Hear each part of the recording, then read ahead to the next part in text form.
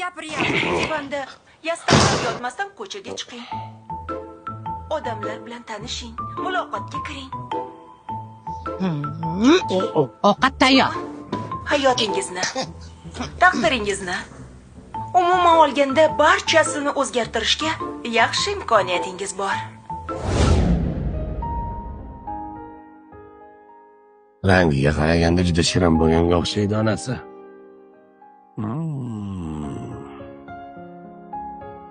Bunaqangi shirosh bola bo'lib yegan emasman. Juda shirin chiqdi. Qo'lish dard ko'rmas onajonisi.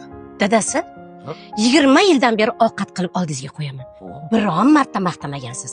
Lekin Lobarxonnikidan osh chiquvdi. Shu oshni maqtamasa, qo'shini oshi. Tinchlikmi? Yo'q, ana bitta televizorda psixologni, ruhshunosmi shu aytadi. Xotiningiz ovqat qilsa maqtingchi, men ham gapiga kirib maqtab olibman-da. Aytdim, unchalik ham shirin osh bo'lmabdi deb. Yig'lamang onasi. Qanday qilasiz kayfiyatingizni ko'tarishni biladi.